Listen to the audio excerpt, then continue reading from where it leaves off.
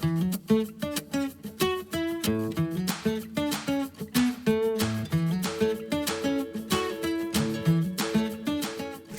next speaker is Professor Calum Wilson from the Tasmanian Institute of Agriculture, and he's going to talk to us today about powdery scab, new approaches to management. So he leads Professor Calum Wilson leads an internationally respected plant pathology research group, and his research portfolio is diverse, with work across a range of plant pathogens and crops.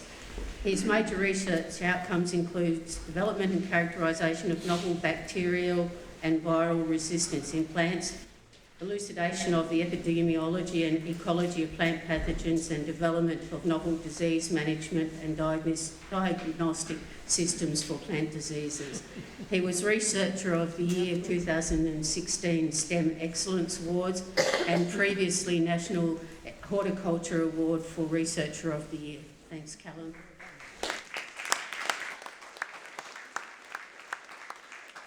Thanks for that. Don't recognise. I must be better than I think. No. Look, thanks for the opportunity to present today. There we go. I want to talk today really is just a brief background about a headache for a lot of potato growers, which is powdery scab. Everybody keeps hounding us to say, how do we make this go away? I'm not here today to provide the silver bullet because there really aren't any, but I want to really describe a little bit about how powdery scab works, why it is such a clever pathogen and why it's so hard to deal with, and some thoughts we have about the future management and about how we may be able to address this. We've got some interesting ideas that we're trying to progress forward and see whether maybe we do have options for dealing with this particular disease. Start off with some fun facts about potatoes. Everybody who knows me knows I'm very passionate about potatoes. Potatoes are very much understated. They're not a humble crop at all. They're actually one of the most important crops globally. I think we're known as the apple isle. We really should be known as the spud isle. This is our most important, most valuable horticultural product, and it's something we should be all very proud of. Potatoes, again, some fun facts. Potatoes are the world's third largest staple crop after rice and after wheat. So they are incredibly important globally for providing basic nutrition for over 1 billion people globally. The major production regions these days are in China and in India. That's about 38% of global production. So it's moving into and feeding the basic nutrition for large growing populations of the world. Not only that, it's an incredibly important and valuable and efficient plant. It's 7 times more efficient in water use than cereals. So potatoes, while they do problems with our soils, they're actually very good in terms of water use efficiency. They produce 2 to 4 times as much energy. They convert the sun into energy 2 to 4 times more efficiently than cereals as well. They are, and again, if you look at the website, the International Potato Centre website, this is the biosecurity, or the food biosecurity crop of the future. This is quite likely what the world will be relying on to feed itself. Anyway, spuds, they're wonderful. Powdery scab, so I don't really need to show you these images. People around this room know what powdery scab looks like. Really, there's 3 major diseases that this pathogen causes in potatoes, and it's important to understand the 3 phases. The most visual one is the thing we see when we harvest. So the scabs on the lesions, on the tubers, that make them pretty ugly, make them lower grade. Obviously in a supermarket or a fresh market system, lower value, and even issues for processing. If you look in growth in crop, you'll see, depending on the variety, various levels of root galling. So these galls on roots that will affect the plant growth, but are quite visual. What you don't see, because you need a microscope and some stains to do it, are these infections in the fine roots. So these we'll call them Zeus sporangia. They actually, the fine roots get infected with the pathogen, and this profoundly affects the function of the root. And it's really only recently, traditionally people have said it's a cosmetic disease, this is the problem, let's just deal with it. In the last number of years, and particularly work out in New Zealand, it has shown actually there's a major effect on root production, a major effect on yield. And it's this root infection that we really don't see that's reducing root growth, reducing top growth, increasing or reducing yields. And that indeed has driven a lot of the industry interest in managing powdery scab from a yield perspective as well as a cosmetic disease, and particularly focused on that root infection because that is obviously what's driving the yield loss. One of the big issues with powdery scab that everybody here would be aware of is that it survives in the soil forever, pretty much. Well, not quite, for decades. The pathogen produces, where are they? These little round, tiny little, you won't see these, you need a microscope to see these, but these round resting spores or clusters of resting spores, there's sort of hundreds or thousands of individual spores held together in a cluster. And they survive in the soil and they sit there and they wait there for years, for decades. And they can persist, the soil can completely dry out, you could bake the soil and they'll still survive. These things are designed to survive long term. So they'll survive through a rotation and still be there when you come in with potatoes next time. They are formed in the root galls. So when you see those root galls, they're actually forming more of these things, which then get released into the soil. They're also formed in these scab lesions in the tuber. And they're either carried on the tuber or they're, again, released into the soil, re-inoculating the soil. And so every time we grow potatoes, the inoculum level goes up and we have this persistent inoculum sitting in the soil. Sitting there waiting is very clever of the pathogen, but it's actually even cleverer in some ways, if that's such a word, because while it's sitting there waiting, it can actually sense the presence of a potato plant. So when a potato is grown, the potato will actually grow. The roots actually release a whole bunch of organic compounds called root exudates.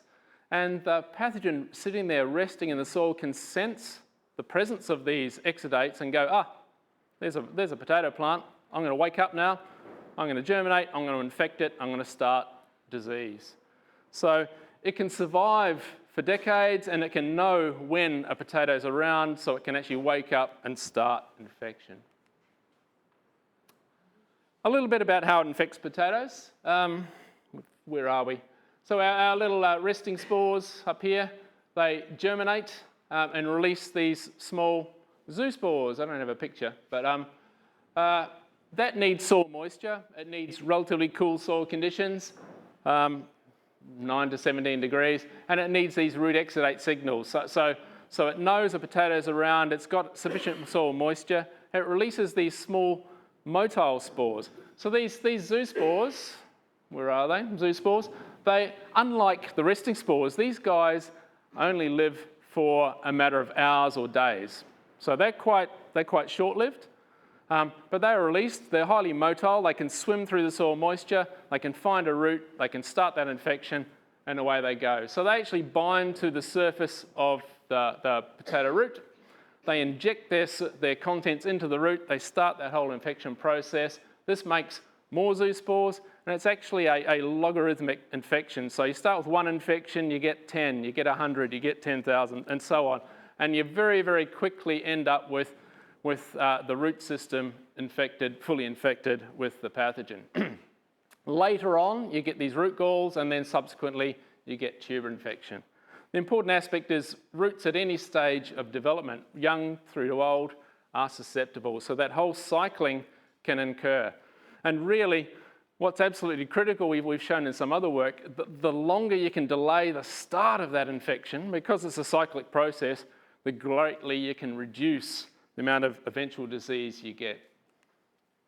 Getting into tuber disease, the young tubers as they're forming, they go through rather than being capacity to infect tubers at all tuber development stage, they tend to have more of a window of infection when they tend to be young and developing. But as they're going through that elongation phase, these zoospores can infect the tuber, can start causing, initially these, it's hard to see, but these are more like blister type lesions that eventually burst and form these more mature powdery scab lesions. Once again, it requires cool temperatures, optimal around about 12 degrees for tuber infection to occur. Right, so that's just a really powdery scab 101. How does it work? How does it cause potatoes? I now just want to briefly introduce our research team, but also some of the work we're currently doing and where we hope we might be able to improve management of powdery scab. So this is some of the team from our lab. Robert's at the back there, Tamal's at the back there as well, and a bunch of other students. Alita's another postdoc who's working with us at the moment, some other students. David is a chemist working at uni, and Samantha from Plant and Food in New Zealand is also a collaborator on one of our recent projects. We do have a project funded by Australian Research Council and another one with Horticulture Innovation to look at some aspects of this at the moment. We are trying to, when you're looking at powdery scab, what can you do about it? We're trying to understand the strengths and the weaknesses of the pathogen. Where is it that we best should target our efforts? And this guy, Dixon, was actually talking about a sister pathogen, but one that operates very similarly, and suggested that the short period between when this wakes up and when it infects is, I'm missing a word there. It's one of the greatest something. It's the that is the period to target. That's where its greatest vulnerability occurs, because this survives for decades. Once this has happened, it's too late. Infection's occurred. You can't cure it, and it's going to start cycling through that root system. This zoospore moves rapidly through the soil system, but it only lives, some literature says only 5 hours. We suggest it's probably a day or two, but it's actually quite short-lived. It's also relatively labile, relatively easy to kill if you can. So this period between waking up and infection is where we're interested. So we do have a project currently funded by Hort Innovation, which is actually looking at resistance to root infection, because while this is not the answer, but if we can best understand why some varieties are more resistant to root infection, we could perhaps use that in breeding tools further down the track. So again, reiterating, the zoospores, that's what they look like. They've got little tails, they swim through the water. They are released and they bind to the root surface, they encysst, and they start infection. But this actual recognition and binding site on the root is quite important. What we have found with some of our work, if we look at varieties that we know are relatively resistant versus highly susceptible to root disease as opposed to tuber disease, because the two are not necessarily linked. If we look at those that are highly resistant tend to have much lower numbers of zoospores that actually attach to the root surface. So here's, you can't see it, here's a root. Here's a zoospore actually attached, just about to encysst. So we can set up a nice little artificial system where we have a root fragment, we put in lots of zoospores, and we can count how many actually bind to that root fragment and then assess resistance very quickly. We don't have to do a big field trial anymore. We can actually do it in a couple of days and assess just how resistant that variety is going to be to root infection. And it seems to be, at least the preliminary work backing up, that the more resistant have much less zoospores binding. So where's this project going to go? What's the value of it? Firstly, in terms of a rapid resistance screen, that's valuable, because at the moment, if we want to test a variety, how resistant is that variety to root infection, not tuber infection, but root infection with powdery scab, because that's the critical one, we have to run either a controlled pot trial or a field trial, which is going to take months. It's highly variable. You've got variable results. You'll need to repeat it multiple times. it's quite expensive. What we're suggesting here is we can grow a plant, we can take a few root segments, we can stick them in a tube, add some Zeus spores, 2-3 days later, we can tell you whether that is resistant or that is susceptible. Much quicker, much cheaper. So that has some interest, at least from varietal screening, and it should be more robust. But more interestingly, we want to understand how this encystment process occurs, because then can we stuff around with it? Can we actually stop it? Can we block it? Or can we at least use it as a marker for breeding selection to try and avoid breeding varieties that have susceptibility to root binding? So we want to look at where these zoospores are binding. And then can we characterize it? Look at the surface proteins on those roots. Can we understand what those are and use those as gene markers for breeding? Can we actually block that whole binding process and stop it happening in the first place?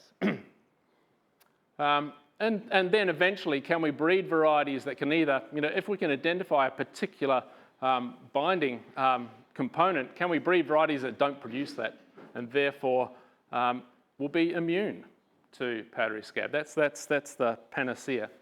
We'll see how we go. So that's a project, a small project we've got currently running. The other thing is something which we're starting to dabble with, which we are hoping to get a project on. Talking to various industry partners at the moment, but with the preliminary data looks really interesting. And this is looking at survival of that pathogen in the soil and how we can actually reduce the survivability, the persistence of that pathogen. It sits there for decades in the soil, but how can we actually reduce that or eliminate that to a level that you won't get subsequent major disease issues when you come into growing potatoes? So part of that work, you've got a horny problem. What can you do about it? Let's go and do some fundamental science. So we're actually trying to understand what is it that makes these resting spores germinate. What is it that actually wakes them up and triggers that whole germination process? So we had students looking at compounds in those root exudates. It was long suspected that root exudates are important. But what root exudate, what compound, what range of compounds are important, and can we understand which ones are relevant?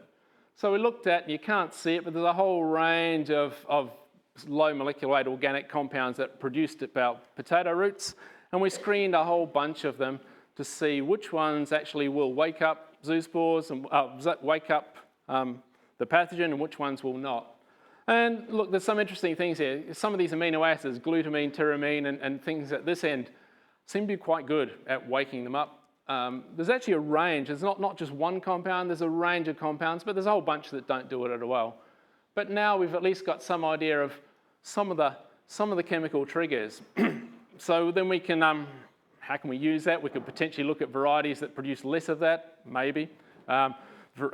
Growing conditions that actually exude less of these, maybe. But what else do these root exudates do? This is where the pathogen's even more clever than we thought before. It uses these to know when to wake up because there's a potato around. But remember, this zoospores only live for hours. So they're released into the soil environment and they've got to find a potato root. They can't just swim around randomly and die. They've got to efficiently find a potato root, infect that potato, and start the cycle. So they can sniff out potato roots. So the same compounds that wake up the pathogen also act as a chemical signal. So you've got a root here producing glutamine, and as it diffuses through the soil, the concentration of glutamine goes from high to low. These spores can sniff that and follow the gradient from low to high and find a potato root. So it narrows in and efficiently finds a potato root, starts that infection process. Really clever for a little guy. Whoops. And again, this is just some experiments to show that it actually does that. So what does it all mean? And that's kind of fun. We can write papers about that. But what does it all mean? And can we actually use that information? We know it waits in the soil until it's stimulated by a potato plant. We know it's then attracted to the roots by these same chemicals. Infection occurs, and then you start getting massive disease. Very efficient of the pathogen. how can we use that? How can we actually disrupt the pathogen? Well, one concept we've come up with that we're going to try and pursue forward is something called germinate to exterminate. Resting spores live, we just had a sign fall down. Resting spores live for decades. Zeus spores live for hours. If we can stimulate germination when there's no potatoes around, they come out and they swim around and they go, oops, and then they die. And then the inoculum level decreases. Basic concept, that's what we're really looking for. And look, it's been suggested for clubroot in a somewhat different system. Some onion growers will probably be aware of the DAD system where they've tried to use that for white rot. Similar sort of concept where you try and encourage germination of onion white rot fungus and deplete it in the soil. Does it work? Well, it certainly does in an experimental system. So here we have a system where we've got our pre-treatment levels of pathogen and our post-treatment levels of pathogen. So pre-treatment with just the water control, doesn't really decrease terribly much. Pre-treatment at our stimulant, we crash the number or the amount of pathogen in that soil system at a higher rate, a different mixture. So they're all sort of working in an experimental system. So the next phase, and I guess where we're trying to develop this, is to actually scale up to field scale process. So there are some challenges with obviously scaling up to field scale process. You have to have more realistic amounts of the compounds that you're adding.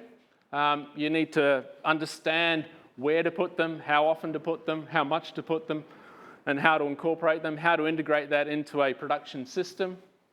The cost, capacity to treat that whole soil profile.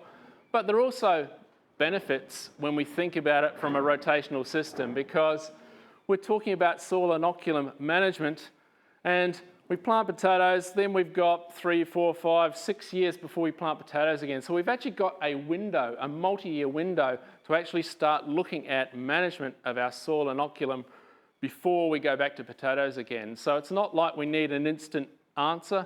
We can work on it and we can actually get results over time. And of course, we can integrate with other potential depleting technologies. So we have taken it to small mini plots. We've got some at Newtown that we have been running for a couple of years now.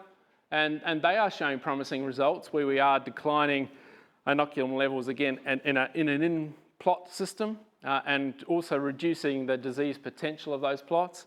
We've also, including out here at Forthside and on 2 commercial farms in northwest Tasmania, recently established some look-see trials where we're adding some of these stimulants to see what happens, and we'll be examining those over the next couple of months. Interestingly, it was only really a week or so ago, I was in discussions with some people I talked to last year in New Zealand who have launched off and actually tried to run some of their own trials in this too, and they've actually been showing significant results by just applying these stimulants in their commercial fields. So look, it looks like there is some runs on the board to be made here. The key thing is timing. We need to think about managing our soil inoculum not in the weeks or months, the weeks before we're about to plant potatoes, because by then it's too late. If we're managing soil inoculum, we need to manage soil inoculum well in advance, or ideally, immediately after potato cropping. After potato cropping, the inoculum level was at its highest. We've just grown potatoes. If we can then look at treatments that will actually crash the numbers much quicker, we will have probably a better effect. And then we've actually got the advantage of having 3, 4, 5 years before we go back to potatoes, and we can drop it below that magic level. I think the SARDI test is 1,000 picograms per gram. Drop it below that, the risk of disease is negligible. So maybe rather than germinate to exterminate, we call it speed to the recede, and actually try and encourage the decay and the death of these pathogens. So that's one concept that we're pretty excited about. The other aspect which relates to this too, and again, it's thinking about, this is waking up the pathogen. The other thing that these compounds do is provide that directional GPS from for the Zeus spore to find the potato. Can we upset that? Can we confound the pathogen? So this is the other concept that we're actually flagging at the moment, which we don't have any data on at the moment, but we're pretty keen to have a look at. And it's trying to confuse these zoospores. So they use these root chemicals to find the roots. What if we flood the root system or flood that soil system with artificial roots, with these compounds that are releasing the same attractants? So the zoospore, when it's released, goes, is that a root or is that a pellet of stimulant? And it swims the wrong way. So essentially it's analogous to orchard work where you've got mating disruption with codling moth, where we put pheromones out in an orchard and the males go and stick themselves to a sticky trap rather than find the female to mate with. We're doing it in a soil system on a micro scale. Diffuse to confuse. That's also what we wish to see if we can do. In conclusion, okay, there's no silver bullets for powdery scab control, and you haven't learned any today. Best management is still getting really good quality seed, clean seed. If you plant infected seed or infested seed, look, you're kind of stuffed from the start. We still don't have any registered fungicides here in Australia. They do in New Zealand, which is fortunate for them, but not here. Doing your soil test, picking a site that has naturally lower soil inoculum is obviously also really important. Using more resistant varieties. But fingers crossed, we may be able to, sometime in the future, provide a few more tools that'll help this process. And thank you.